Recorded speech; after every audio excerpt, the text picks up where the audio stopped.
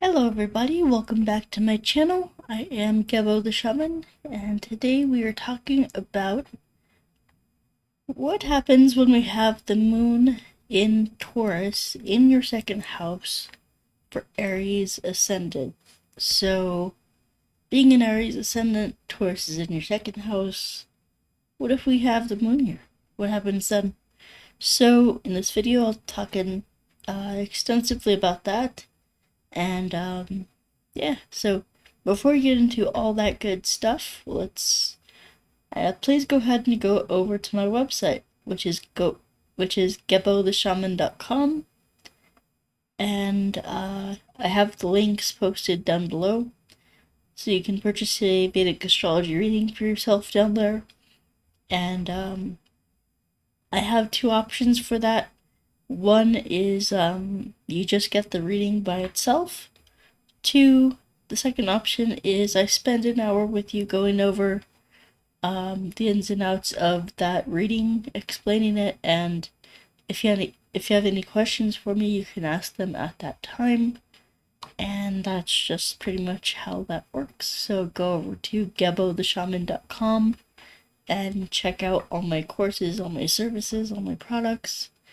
And in addition to the astrology readings, the Vedic astrology readings, I also have what's called a certification course, an astrology certification course. So if you want to become a Vedic astrologer, you can do so by purchasing that course.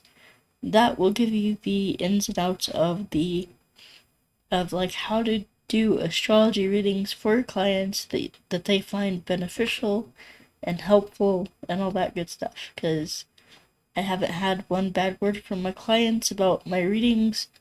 I always provide, pertinent, valuable information for them. So if you want to learn how to become an astrologer, hit that link up and purchase my course. Without further ado, let's go ahead and jump into the today's topic. So, we have the moon in Taurus in the second house. So this is a large area to talk about, because we have three variables. We have the moon, what that's about. We have the Taurus, the sign, and what that means. And then we have the second house. So those are three variables, and so we'll break them down each, and we'll talk about what they mean, and then we'll go dive into some analysis. So, the moon. What the heck does the moon mean? Well, the moon is all about the mind, and when I say the mind, I don't mean that I can do math, I can do geometry, I can do, comprehensive analysis and writing and whatever. No, that's not what I mean. The mind is the heart mind. So it's the heart mind. Pertaining to the feelings, pertaining to emotions, pertaining to innermost thoughts, psychology, things like that.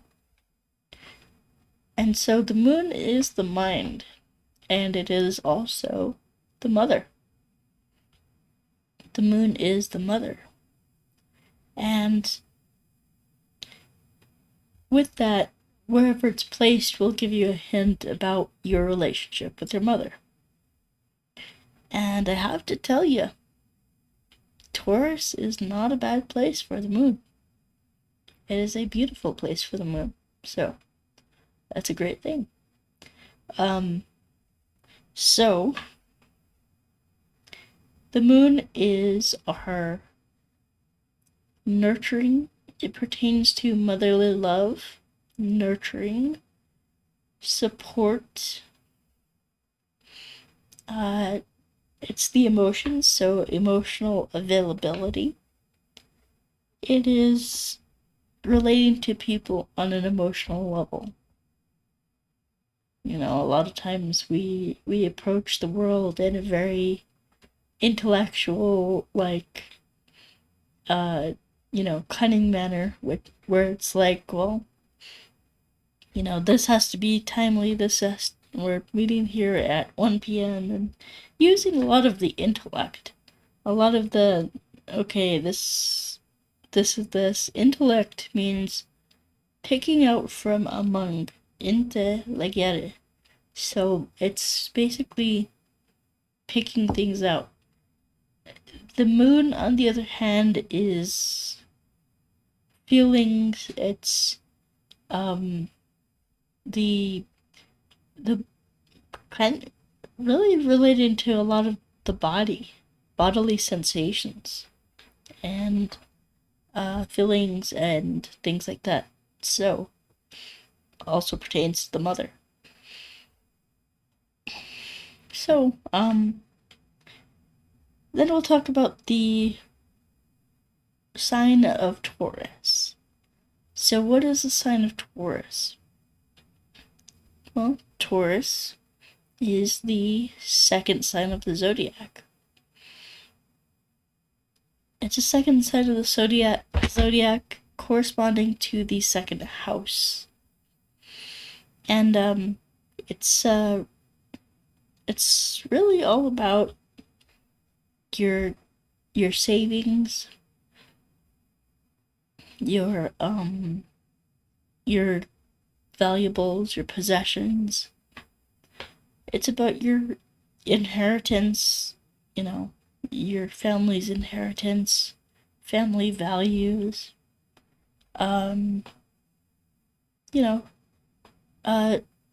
Taurus and the second house have very similar energies, so they're very similar. And because Taurus is the second house, is the second sign of the zodiac, corresponding to the second house. So, it's interesting. Taurus is like, first of all, it's ruled by Venus, which has to do with beauty, money, wealth, luxury. And so Taurus has to do with those things as well. Taurus is your stability, your nurturing, your resources. And so when we think about it, first house is the person, the physical body. So what does a physical body need to support it? It needs resources. It needs food, water, clothing, shelter, all that stuff. And so this is what the second house pertains to. And so whether you have fancy luxury items or if you don't, that this is the state of your second house. And with the moon here, and second house and Taurus, so with the moon here, the finances might be fluctuating. Like, you might have a savings that just comes in and out. Like, you'll get a bunch of money, and then you'll spend it, and then you'll get a bunch of money, and then you'll spend it. And so it's like a fluctuation of wealth. The moon has also to do with water and tides. What do the tides do? Rise and fall. So this is going to be representative of your financial savings. Now, I don't want you to confuse this with income. Income is, okay, you get your consistent paycheck that's coming in.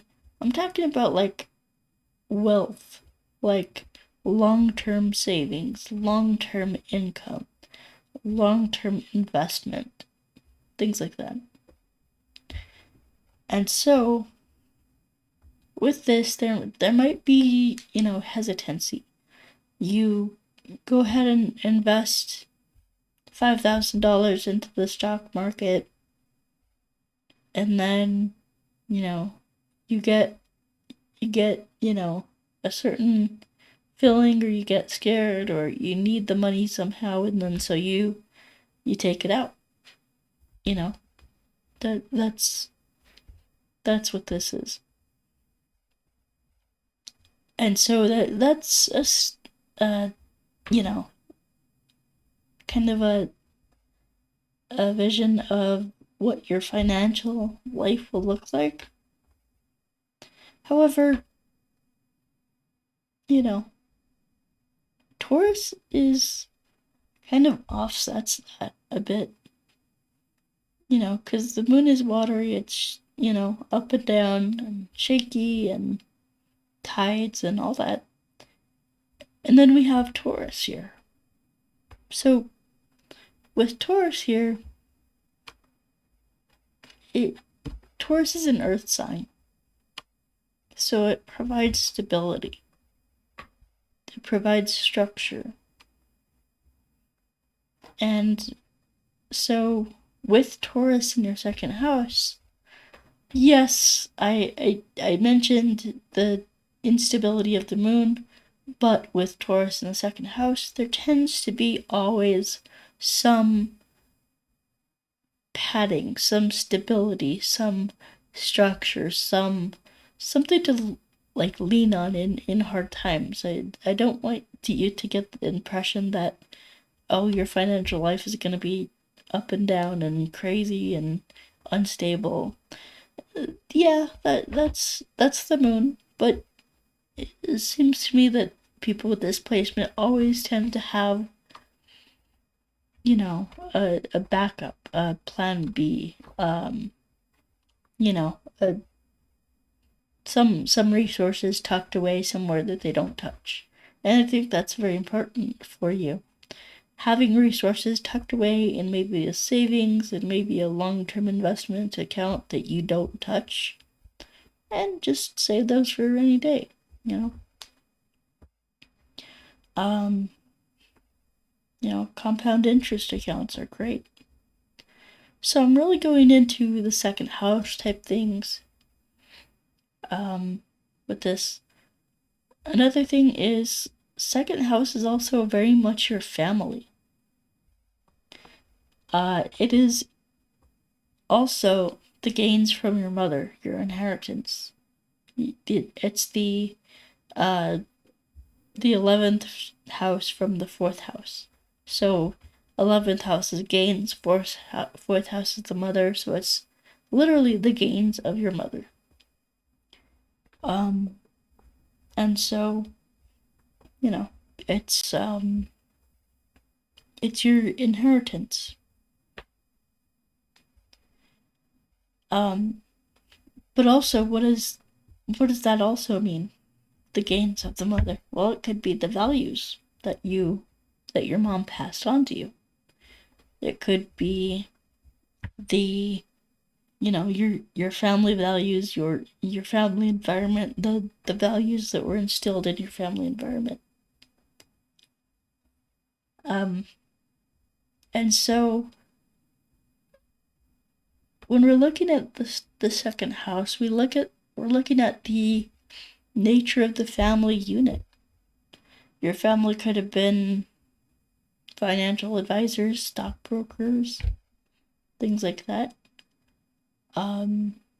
People who sold luxury goods and things like that.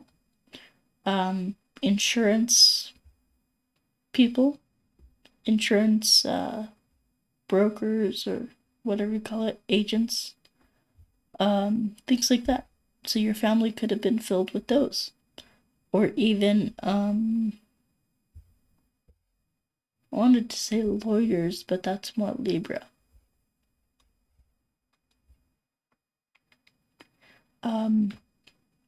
So yeah, that gives you a bit of a overview on what your family dynamic could be like. what I see overall for the family dynamic is stability and emotional connectedness. And when I say that, I mean like caring about someone on a deeper level, on an emotional level. Some families are very superficial. Other families are very emotionally nurturing and supportive, and that can be great. Also tells me about your relationship with your mother, and with that, the same thing applies. Very stable, structured. Your mom might be, very very stable, very structured.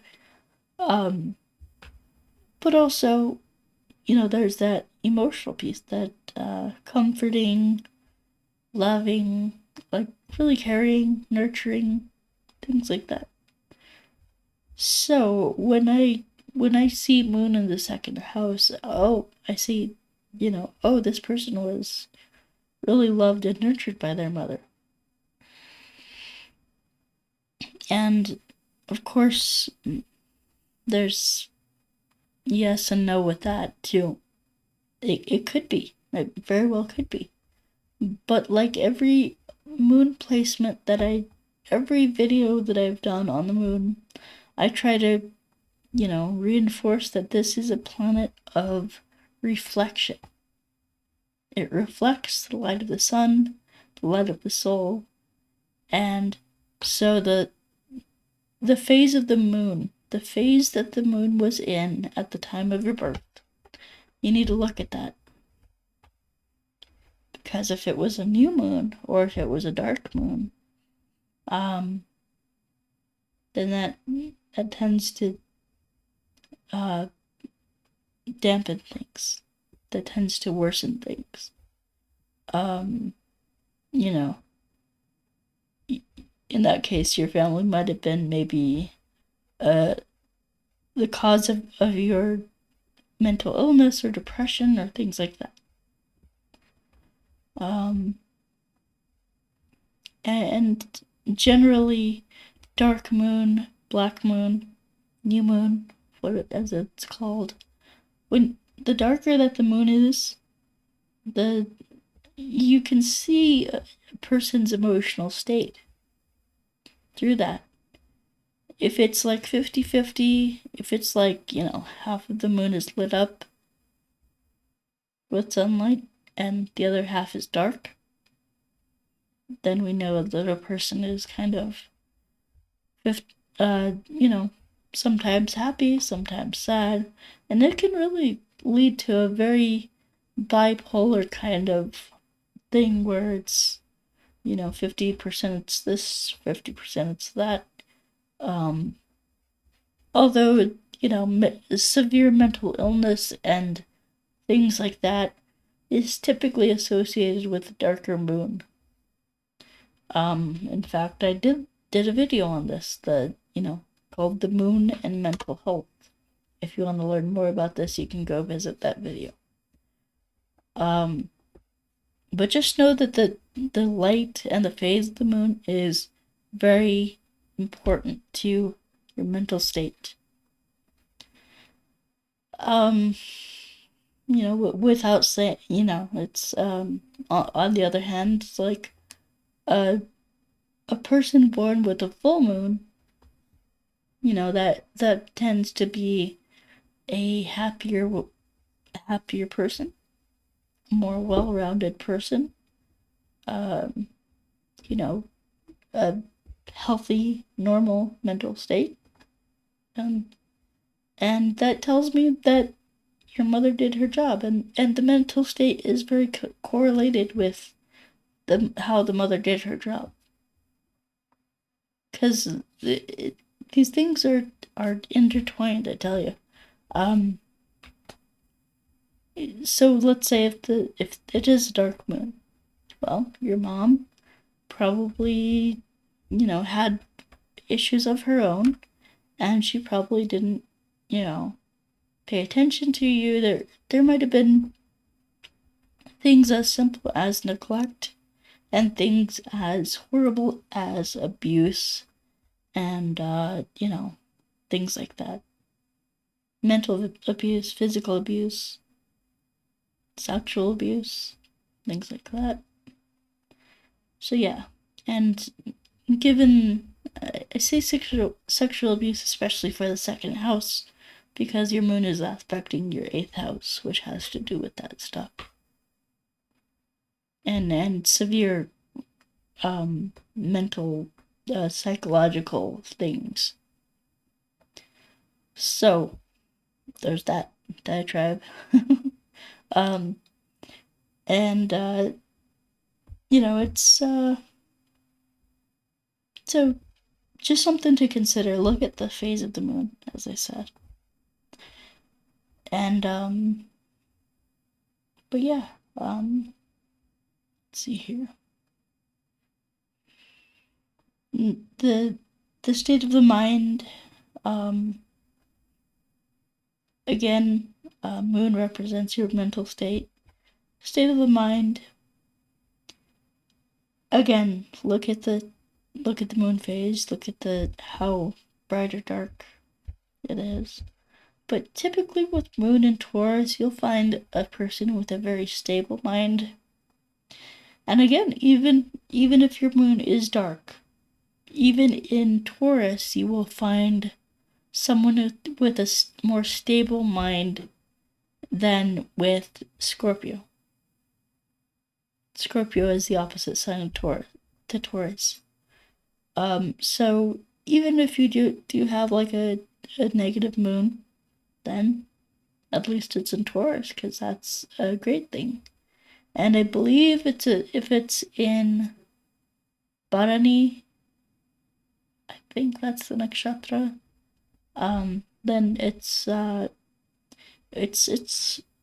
moon really does well here. It's like exalted here, or I forget the dignity of the moon here, but it's really well. It's really good here. So even with all the stuff that I just talked about, it really generally does well here. So nothing to be frightened about. Let me check the time real quick. And another thing I wanted to mention is that even if your moon is dark and you have all these, if you have mental illness, if you have depression, that I'll tell you one thing that works very well on these kinds of things. Mantras. Mantras help your moon. They help heal your moon. And so, that's the one remedy it's like, it'll help so much. Mantras. So, if you want to do a simple mantra, Om Namah Shivaya is a simple mantra. You do that 108 times every day for 40 days. Minimum. You can spend the rest of your life doing that mantra. However, if you want a personalized, specialized mantra for your astrology chart, for you specifically, then you're going to want to go over to gebodeshaman.com and purchase a Vedic astrology reading. I will give you your mantra in that reading. And there's two options there. Either you just want the astrology reading, or you want to ask me questions and spend an hour picking my brain. The 1 hour consultation is going to be a little bit extra, but it is worth it because I am very well studied in this stuff, as you can see. So, alright, so yeah, that's pretty much what I had to say for this one. And, if you simple mantra, as I said, Om Namah Shivaya. Even Ganesha's mantras, Om Gang Ganapataye Namaha. Things like that. So yeah.